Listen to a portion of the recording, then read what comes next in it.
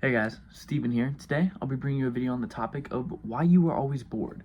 Now, this video is a continuation off of my previous video, which I uploaded a couple days ago, so if you haven't checked that out, please do. It's a good one. And as the title suggests, I'll be talking about boredom and why it's such a prevalent issue nowadays, and why humans can't really be bored or accept being bored. Now, to preface, I'm going to give you a question, sort of a hook question, that will help you think about this topic, and that is, do you find yourself constantly reaching for your phone even if there's nothing important to be expected?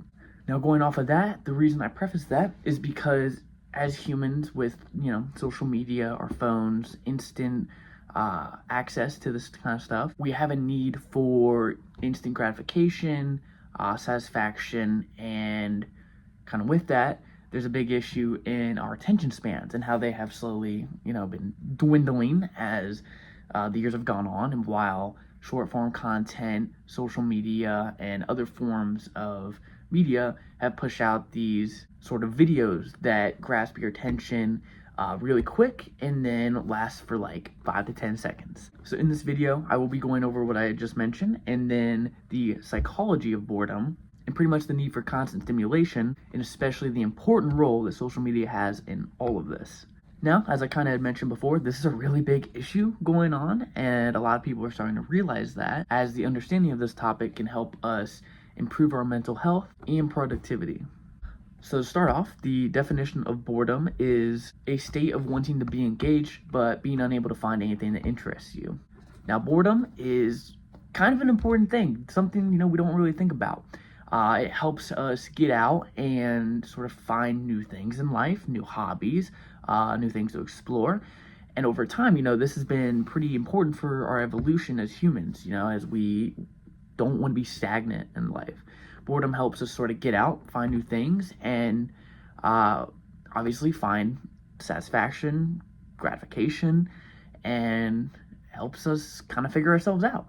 Now, there are two different types of boredom. One being situational boredom, which is sort of temporary, it's what you'd feel in the moment, while the other one is existential boredom, which is a more profound form of dissatisfaction, which obviously both are a major thing at the moment, but especially the existential boredom sort of becoming more prominent form of boredom amongst people. Now, to get into a little bit of the psychology and the physiology of the brain, us as humans, we always find forms of dopamine and ways to sort of access stimuli in our brain and find excitement. And with that, it activates the brain's reward system, which has us coming back more and more and more to get that dopamine and excitement and satisfaction. So kind of with that, if we break it down into social media standards, likes, comments, shares, subscribers, followers, whatnot, is a crucial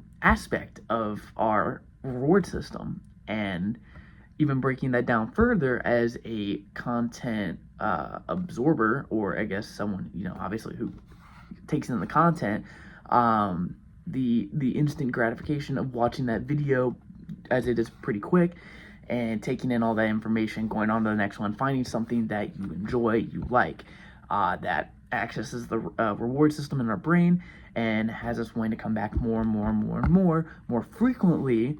And, obviously that is great to have dopamine, but not great when it's super constant, and our brains, keep telling us to come back to this when it's like really unhealthy for us. And we just get lost, we get lost in these flows of watching through videos for hours and hours on end, and it really fucks with our dopamine system and our reward system in our brain, and it really changes our expectations and standards on things. Now, as I had kind of mentioned, our attention spans have been shortened, and statistics can prove that. Our attention spans are rapidly decreasing over time, and it's only going to keep getting worse, and our attention spans are going to keep getting shorter, which means we're not going to find as much satisfaction in more everyday, things in life. I mean, obviously with this, you can see it with our difficulty with focusing, our difficulty with sort of sticking long term with things like a movie, books, whatever, and even going off of movies, subtitles. I know subtitles are a big thing because people can't just focus on the movie itself. They need an extra sort of stimuli because without it, our brains feel overwhelmed. I think going into that, there's a cognitive overload that we tend to experience, kind of like I mentioned with the subtitles. With that, our ability to concentrate is definitely affected. And then another thing that people tend to talk about is multitasking.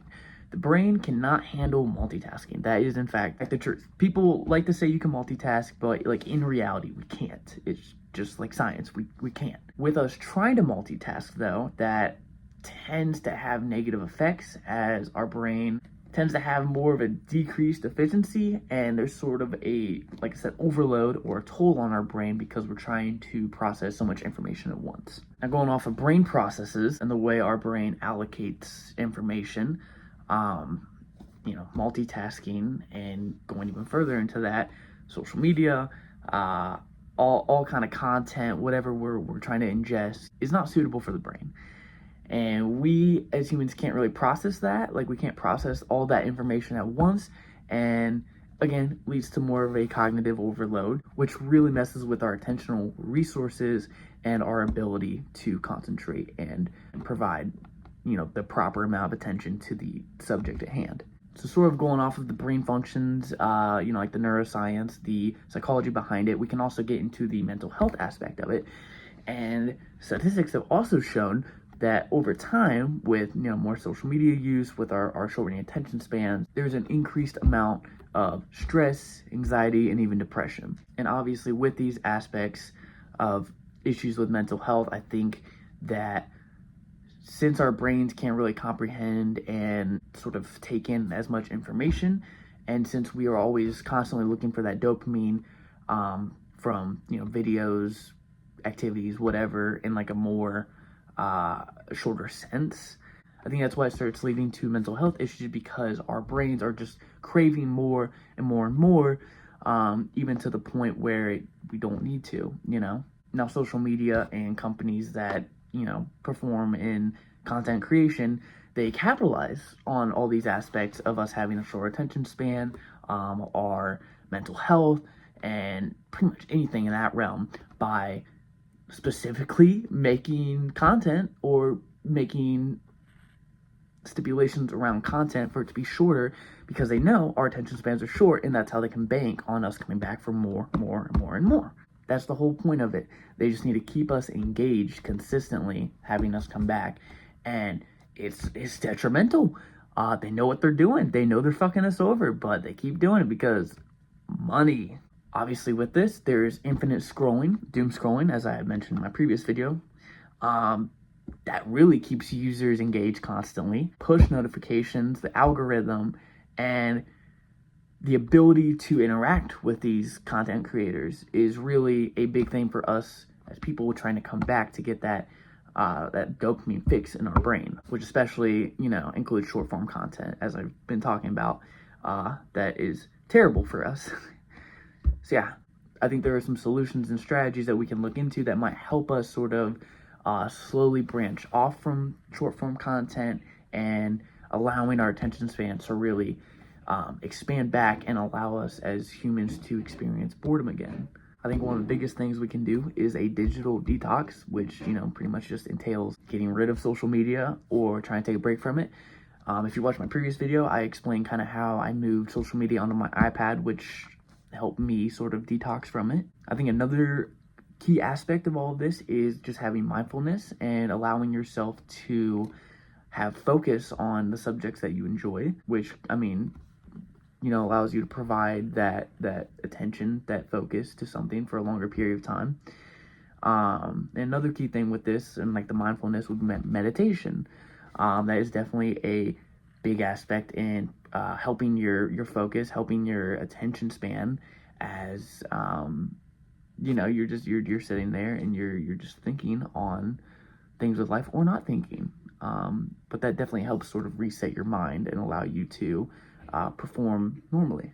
Another thing you can do is do like a screen time limit, or pretty much having a specific set time or set times to look at social media, so that you're not constantly getting on your phone and scrolling through it when you're bored. And I think even lastly, one thing to really consider is looking into forms of hobbies, or things that will just let you pass time while not being on a phone. This could be like reading, exercise, going on a walk. I don't know, whatever you want, but something that gets you maybe out and about or just away from your technology and social media. And I think one of the biggest things out of all this that I'd like to mention with boredom is that it's okay to be bored. It's okay to have that feeling, because it lets you go out and do stuff. It lets you sit there and think and figure things out, and to not just pull out your phone every 5 seconds when you're bored and you have nothing to do. I think that that's a really big aspect of life, and I think that boredom needs to be a staple in life. It's needed, We don't always need that constant gratification with doing things. So allow yourself to be bored. Allow yourself to sit there and figure things out and not pull your phone out, because it will help your health. It'll help your health. It'll help your mental health, and it will definitely help your attention span.